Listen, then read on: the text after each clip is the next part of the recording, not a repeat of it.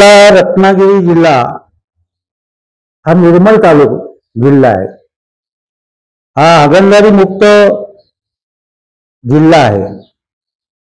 त्यामुळे या जिल्ह्याचे पालकमंत्री माननीय उदयजी सामंत,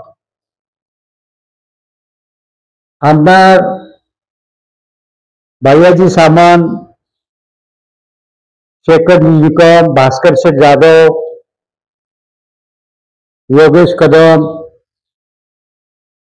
हे निर्मल आमदार आहेत। एखादा जिल्हा जेव्हा हागणदारी मुक्त निर्मल होतो तेव्हा त्या जिल्ह्यातले आमदार, खासदार, जिल्हा परिषद अध्यक्ष, पंचायत समिती सभापती त्यांचा निर्मल आमदार, निर्मल खासदार, निर्मल सभापती, निर्मल जिल्हा परिषद अध्यक्ष असा उल्लेख केला जातो। त्यामुळे भविष्यामध्ये या रत्नागिरी जिल्ह्यातल्या मंत्र्यांनी किंवा आमदारांनी त्यांच्या गाडीवर पाठी लावण्यास हरकत नाही। निर्मल आमदार, निर्मल खासदार, निर्मल सभापती, निर्मल जिल्हा परिषद अध्यक्ष हे भविष्यात आपल्याला करावं लागेल। आता जिल्हा परिषद पंचायत समिती सभापती नाही आहेत, तर आपण या जिल्ह्यातनं एखाद्या दुसऱ्या जिल्ह्यात किंवा महाराष्ट्रामध्ये फिरतो तर आपल्या जिल्ह्याचं नाव लौकिक झालं पाहिजे की आम्ही रत्नागिरी जिल्ह्यातले आहोत आणि आम्ही निर्मल आहोत, आम्ही हागणदारी मुक्त आहोत। ही शासनाची योजना आहे। शासनाने याला फार महत्व दिलेलं आहे। हागणदारी मुक्त गाव, निर्मल गाव। तसंच भविष्यामध्ये आपण सगळ्यांनी एकत्र येऊन जिल्ह्यातल्या लोकांनी, मग ते आमदार असतील, खासदार असतील, मंत्री असतील, जिल्हाधिकारी असतील, उपविभागाधिकारी असतील, तहसीलदार असतील, सभापती, उपसभापती, सगळ्यांनी, सामाजिक संस्था, सामाजिक संघटना, सगळ्या लोकांनी एकत्र येऊन हा जिल्हा कचरा मुक्त कसा होईल, ग्रामपंचायती आल्या, त्याच्यामध्ये नगर परिषद आल्या, या सगळ्या लोकांनी एकत्र येऊन आपण प्रयत्न केले पाहिजेत।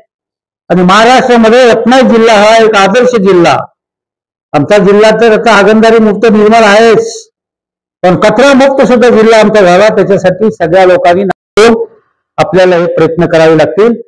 आणि देशामध्ये जेव्हा एखादा जिल्हा कचरा मुक्त होतो, हागणदारी मुक्त होतो, निर्मल होतो, तेव्हा देशाचे राष्ट्रपती यांच्या हस्ते त्यांचा सन्मान केला जातो। आणि त्या सन्मानासाठी आम्ही जिल्ह्यातले सगळे लोक पात्र आहोत हे आपल्याला महाराष्ट्राला दाखवून द्यायचं आहे। आणि त्या दृष्टिकोनातून प्रयत्न करावेत। आणि प्रत्येक कार्यकर्त्यांनी, प्रत्येक जे पदाधिकारी आहेत, मग ते माजी सभापती असतील, काही असतील, त्यांनी भाग वाटून घेतले पाहिजे। 2007 मध्ये मी सभापती होतो पंचायत समितीचा।